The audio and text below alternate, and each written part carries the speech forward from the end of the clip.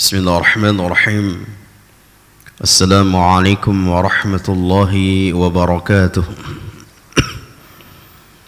إن الحمد لله نحمده ونستعينه ونستغفره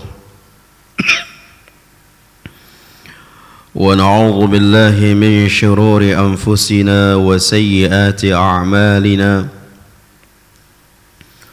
من يهده الله فلا مضل له ومن يضلله فلا هادي له أشهد أن لا إله إلا الله وحده لا شريك له وأشهد أن محمدا عبده ورسوله وحبيبه وخليله ولا نبي ولا رسول بعده يا أيها الذين آمنوا اتقوا الله حق تقاته ولا تموتن إلا وأنتم مسلمون أما بعد فإن أصدق الحديث كتاب الله وخير الهدي هدي محمد صلى الله عليه وسلم وشر الأمور محدثاتها وكل محدثة بدعة وكل بدعة ضلالة وكل ضلالة في النار.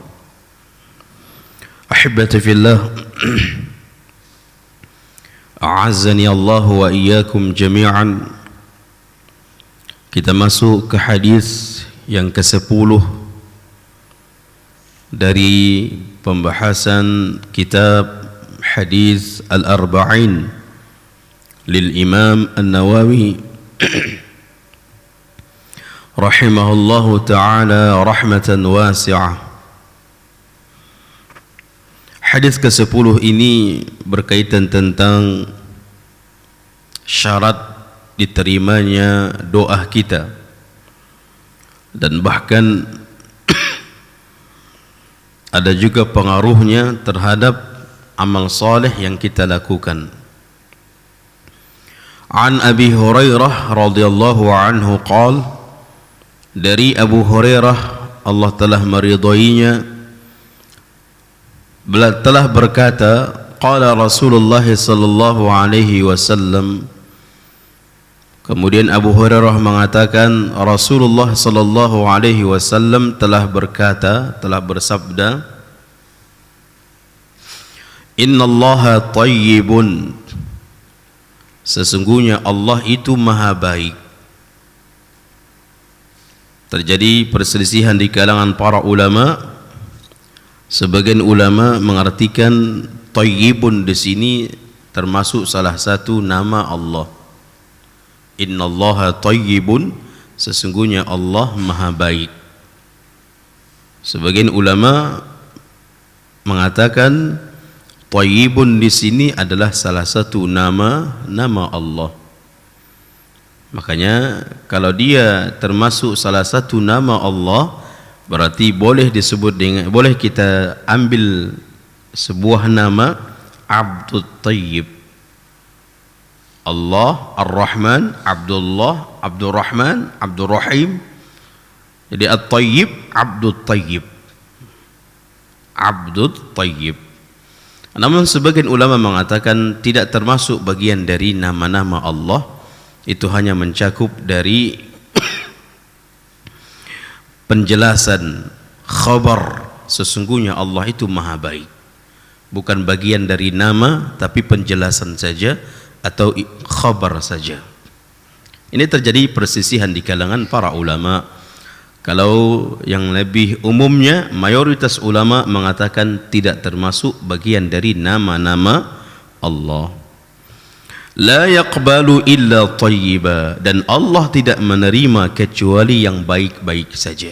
Illa tayyiba. Jadi tidak Allah tidak menerima kecuali yang baik-baik saja, mencakup segala sisi.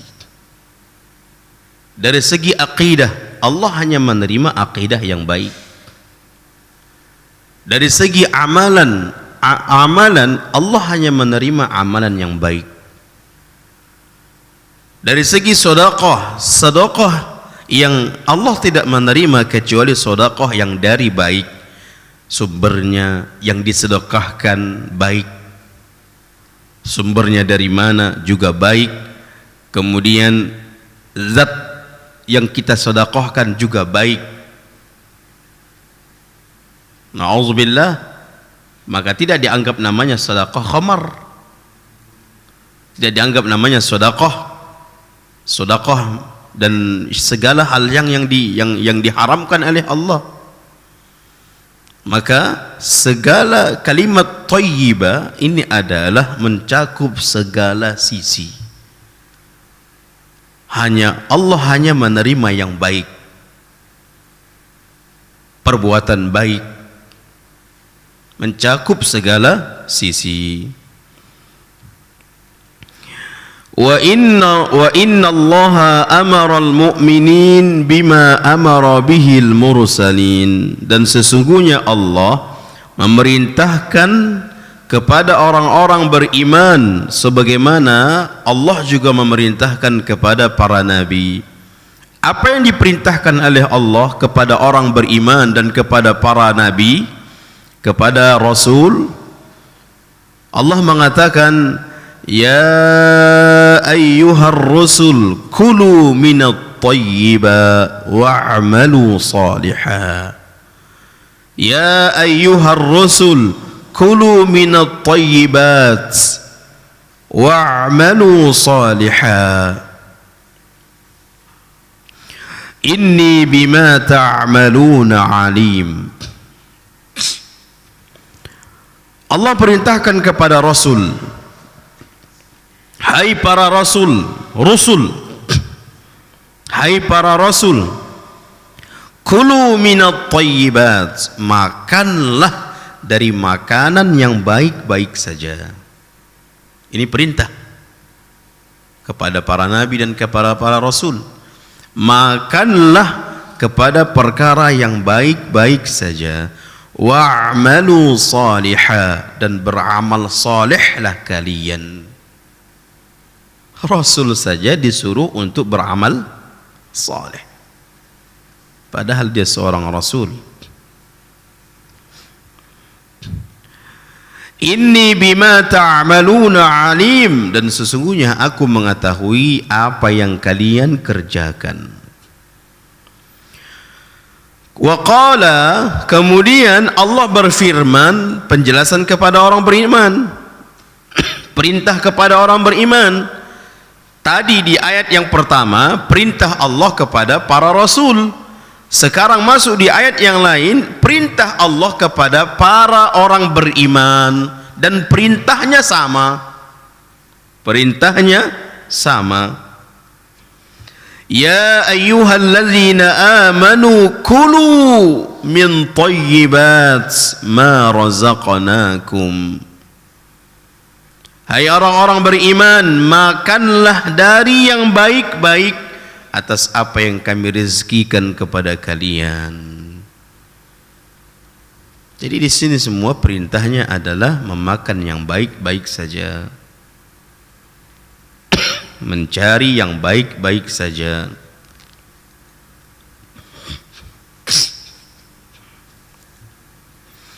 Summa dzakara ar-rajul, kemudian Rasul menceritakan, menyebutkan seseorang, tentang seseorang yang seseorang itu yutilus safar, dalam keadaan perjalanan yang panjang, musafir. Ash'atha aghbara,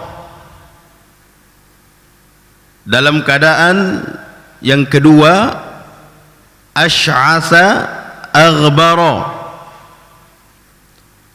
rambut yang acak-acakan,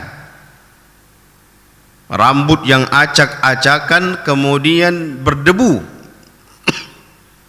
Ini kondisi yang kedua seseorang itu. Yang pertama dalam keadaan safar, yang kedua kondisinya seseorang itu yang diceritakan oleh Nabi adalah yang kedua dalam keadaan rambutnya acak-acakan dan berdebu. yamuddu yadaihi ila sama. Kemudian orang yang ketiga kondisinya, orang tersebut mengangkat tangannya ke atas langit. Mengangkat tangannya ke atas langit. Ngapain dia? Berdoa. Diangkat tangannya ke atas langit. Ini kondisi ketiga. Pertama tadi dalam keadaan safar, yang kedua kondisi yang begitu memprihatinkan, acak-acakan rambutnya berpenuh dengan debu. Yamuddu yadaihi ila sama, kemudian juga dia mengangkat tangannya, kemudian dia mengatakan, orang itu mengatakan, ya Rabbi. Ini Nabi yang menceritakan, ya Rabbi, wahai Rabbku. Ada 4 kondisi orang tersebut, yang keempat-empatnya syarat atau hal yang bila ada satu-satunya saja, salah satunya saja, tak usah pala 4-4, salah satunya saja itu bisa termasuk dikabulkannya doa. Satu saja akan dikabulkannya doa. Apalagi orang ini yang diceritakan oleh Nabi ini adalah berapa syaratnya? Berapa yang kondisi dia? 4. Safar. Nabi SAW mengatakan doa yang tidak termasuk doa yang tidak tertolak adalah ketika kita safar. Makanya ketika safar itu banyak berdoa. Ketika safar itu banyak berdoa. Kemudian kondisi yang dia acak-acakan rambutnya, kemudian berdebu, ini kondisi yang memprihatinkan. Manusia saja akan ada rasa kasihan atau iba kepada seseorang yang kondisinya seperti itu. Walillahil masalul a'la. Bagaimana dengan Allah yang maha baik, yang maha kasih sayang? Yang ketiga termasuk juga adalah bagian diterimanya doa adalah mengangkat tangan. Nabi SAW mengatakan, Allah malu kalau seseorang di dalam berdoa dia angkat tangannya, Allah malu, orang tersebut, hamba tersebut, dia letakkan tangannya berarti selesai berdoa. Selesai berdoa, hamba tersebut dia letakkan tangannya, Allah malu jika tidak Allah kabulkan apa yang dia pinta. Allah malu jika Allah tidak mengkabulkan apa yang dia pinta dalam keadaan dia meminta mengangkat tangan itu. Allah malu, kata Nabi SAW. Berarti ini merupakan termasuk bagian dari syarat diterimanya doa. Hal yang diterimanya doa berarti kalau kita seseorang mengangkat tangan di dalam berdoa, Allah malu kalau Allah tidak kabulkan. Dan orang kondisi ini, seseorang yang kondisi yang diceritakan oleh Nabi, dia dalam keadaan mengangkat tangan. Kemudian ucapan ya Rabbi, dia mengatakan ya Rabbi. Kalimat ya Rabbi itu juga adalah bagian dari Allah kabulkan doanya. Karena banyak para nabi mengucapkan ya Rabbi, ya Rabbi, ya Rabbana. Panggilan yang begitu syahdu, panggilan yang begitu dahsyat, panggilan yang begitu indah, ya Rabbi. Jadi ada 4 perkara yang menyebabkan satu saja Allah kabulkan doanya, apalagi terkumpul keempat-empatnya. Namun apa kata Nabi SAW? Wa mat'amuhu haramun, makanannya haram, makanannya haram.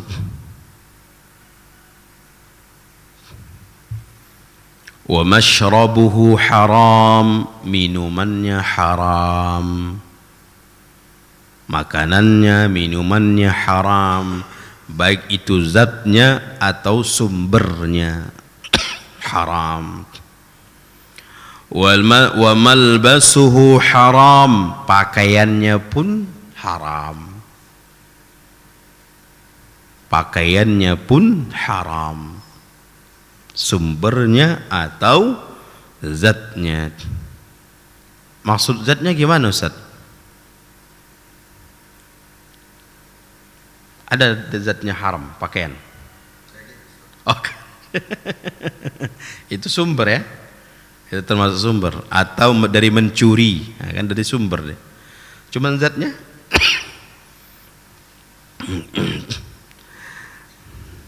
ya mungkin terbuat dari kulit yang haram,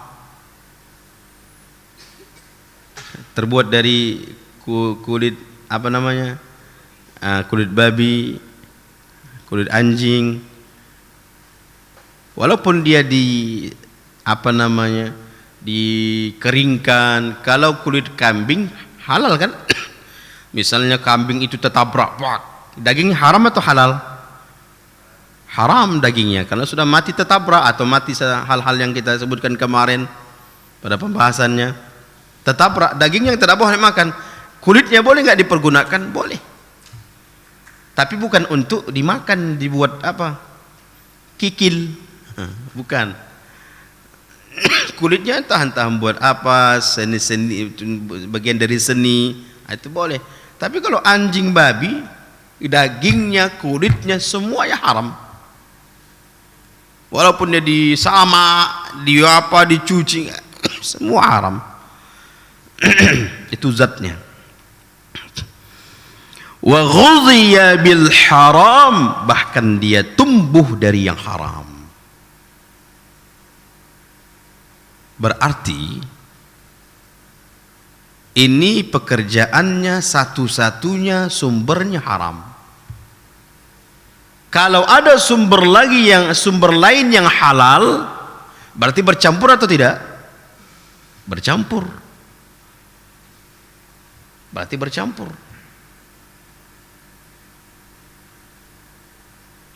Berarti bercampur.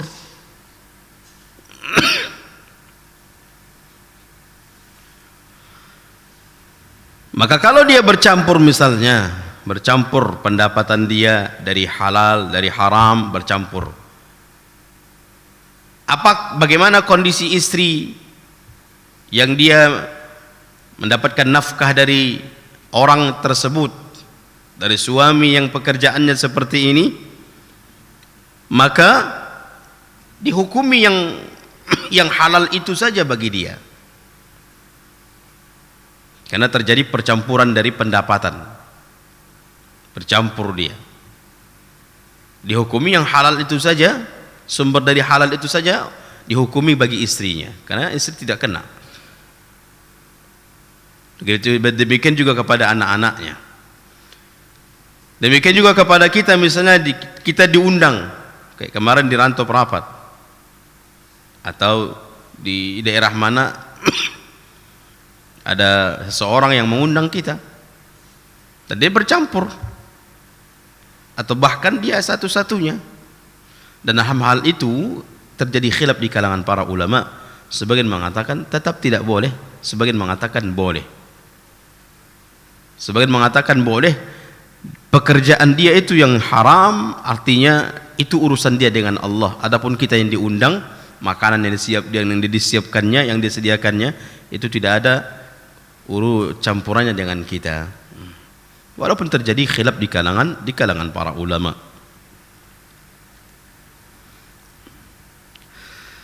Wa ghudhiya bil haram, tumbuh dia, berkembang dari yang haram. Kemudian Nabi SAW mengatakan, fa anna yustajabu lidzalika. Kalau seperti ini, bagaimana Allah akan mengkabulkan doanya? Berarti seluruh doa-doa orang ini tidak diterima. Seluruh doa-doa orang ini tidak diterima kalau dia kondisi seperti ini. menangis air darah pun dia meminta kepada Allah, kalau masih ini ada, tak akan diterima oleh Allah doanya.